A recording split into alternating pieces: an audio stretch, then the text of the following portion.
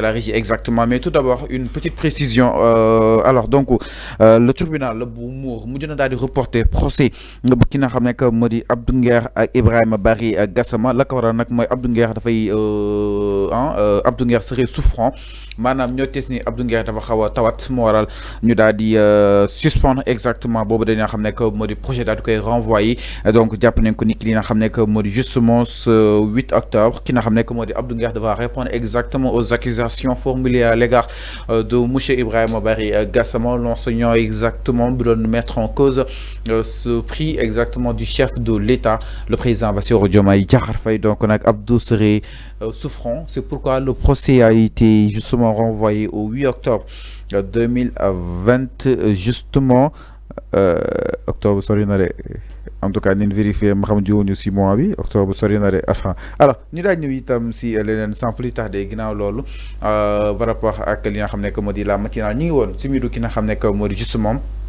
Badara Gadiaga Arfan. Alors Badara par rapport ak li nga xam ni itam peut-être wóolu nañ ko si kanamu yoon ak wàllu yoonal mu daal def une sortie démb mu ne moom du kuy daw maanaam nuruwul Ousmane Sonko mu nekk kàddu yoo xam ni itam yëkki na ko exactement Arfan ñu gis ni ñu bëri tontu ko ku si mel ñoom Pape Alé Niang et compagnie que Ousmane Sonko yàgg na wuyu ji waaye mayuñu ko possibilité muy dem di wuyu ji yoon parce que tout le temps da nga koy barricader wala kon da nga koy dogaale si yoon beeg entre autres tout d'abord subitement la convocation de Badara Gadiaga mu def live attaque waat ki nga xam ne que moo di Ousmane Sonko naka na ko daal di jàngatee nga jàpp ni stratégie la pour mettre la pression exactement. non xam nga Fallou. booy dem wuy ji jarul ngay comparer sa bopp ak keneen. yoon daf la woo. demal nga wuy ji. mais il faut mu def live. non jarul live jaru ko. gis nga live boobu moo leen di dugal ñoom chroniqueurs yi. Abdou Nguer ba muy wuy ji dafa woote ci émission mu ne leen desal leen ma añ maa ngi dem ñëwaat est-ce que ñëwaat na. Badara Gadiaga def live à la veille di wax di raconter di n'importe quoi c'est-à-dire que nañu waxante dëgg ñoom ñooy wax ba dugal seen bopp dem wuy ji jarul ngay comparer sa bopp ak keneen yow demal wuy ji rek dinaan woy man damay dem wuy ji melu ma ni Ousmane Sonko moom Ousmane Sonko lu mu sibir moom bu sibiri que bu ko sibiree day dee dafay faatu sans défendre benn parti prenant. dama ne moom Badara Gadiaga Ousmane Sonko ce qu'il a subi dans les 5 ans là ci Macky Sall ba mu nekkee au pouvoir buñ ko tegee moom Badara Gadiaga dafay dee day dee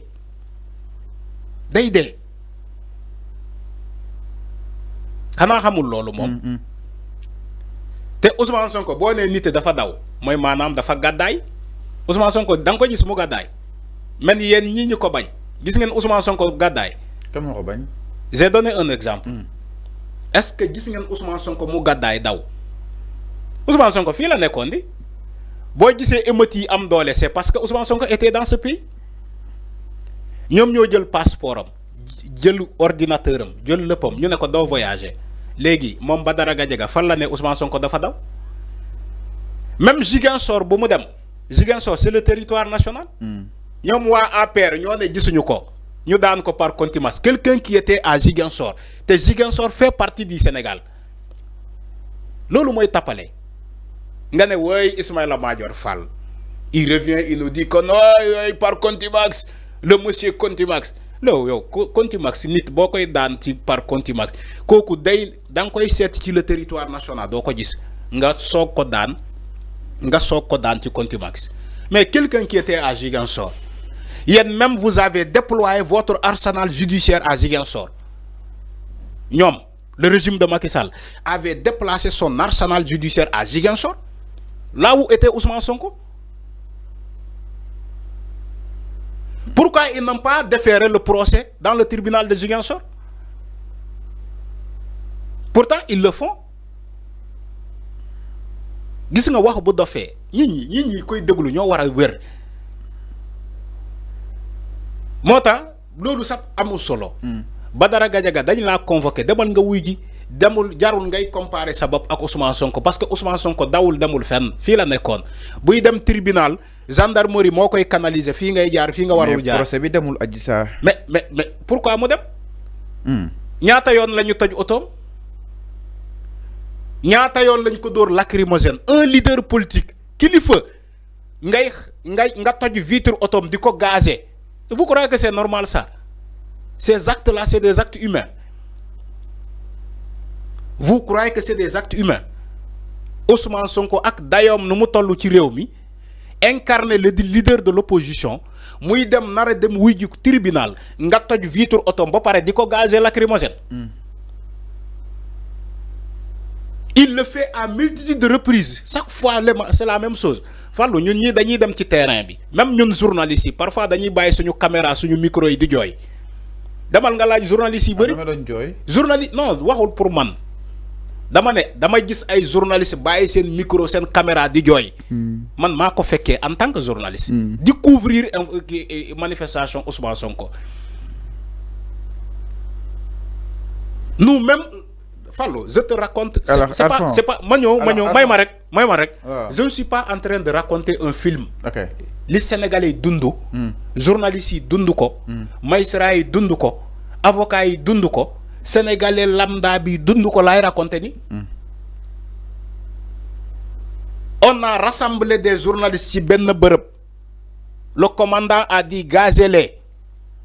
Ay journalistes la wax de. Sen micro, sen caméra, nous rassemblons les ci benn bërëb ñu ne le commandant il dit à la police, à la gendarmerie, il faut les gazer. Journalistes avec leur carte de presse. Avec cette carte de presse là la wax de mu ne gendarmerie gazer-les. Gazer-les journalistes. Tout ça à cause d'un procès. Ousmane Sonko Adji Sarr. Moo tax ma ne la Badara Gadiaga bu fekkee Ousmane Sonko lu mu dund moom dund na ne serait-ce que la moitié on va plus parler de Badara Gadiaga parce que day dee moo tax man gisuma comparaison boobu amul sens. Tu as été convoqué à la cybersécurité, il faut aller répondre. Point.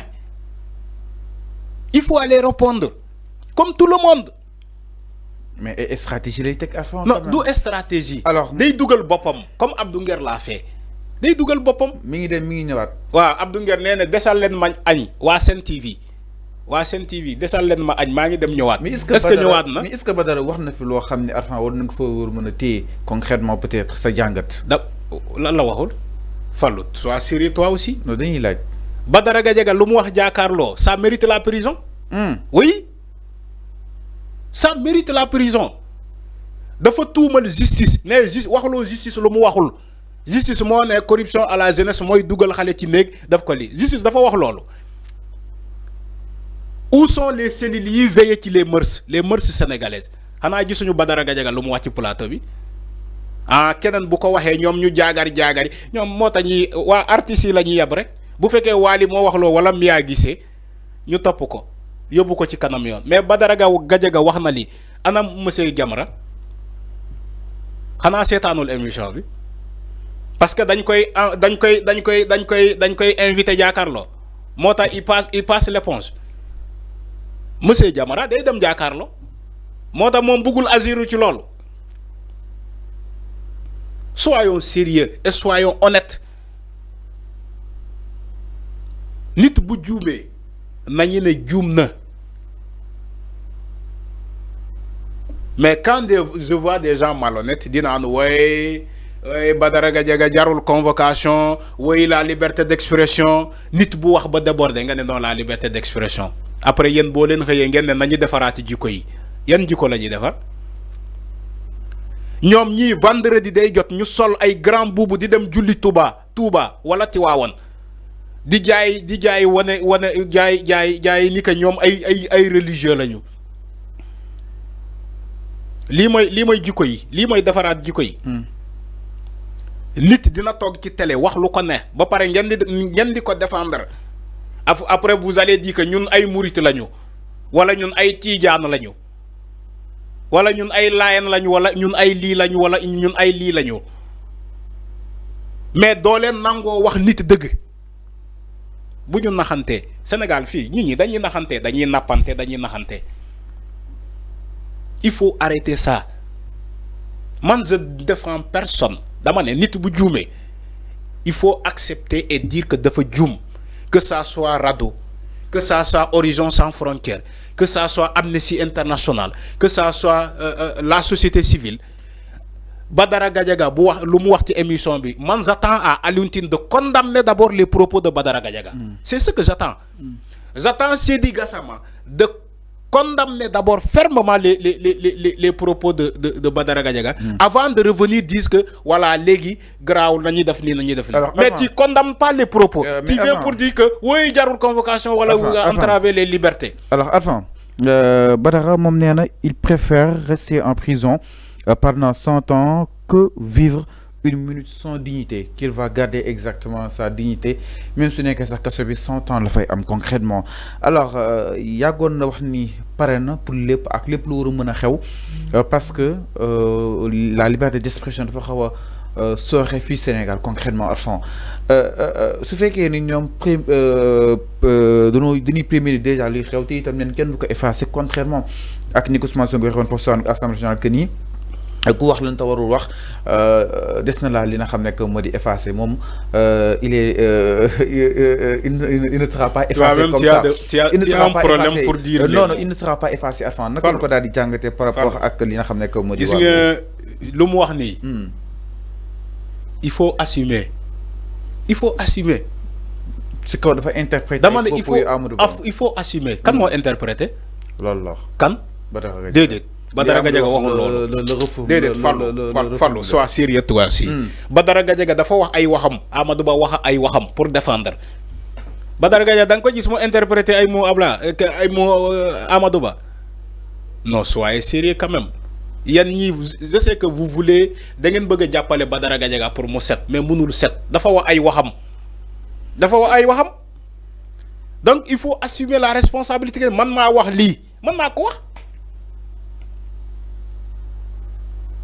dama ne kenn yéenewul kenn kaso man mi yéenewuma ko kaso mais il doit assumer ses propos interpréter wul dafa wax lo justice lu mu waxul il a commenté une décision bo xamantene tay cette décision là n'est pas en vigueur parce que loi comment dire condamnation par contumace moo faxas décision bobu quand même Badara Gadiaga commenté la décision bobu nee na décision bobu la justice jël alors la décision bobu nekkul fofu légui dañ ko faxas parce que contumace lañu dané Ousmane Sonko contumace bi ñom ñoko arrêté la décision n'est pas en vigueur on est obligé de refaire le procès ki ko jox information bi li la ko waroon wax mom Badara. Alors gis na tay l'info mu né répression des voix dissonantes exactement dit que cyber sécurité cybercriminalité 3 alternances une même arme répressive 3 époques, 3 sigles,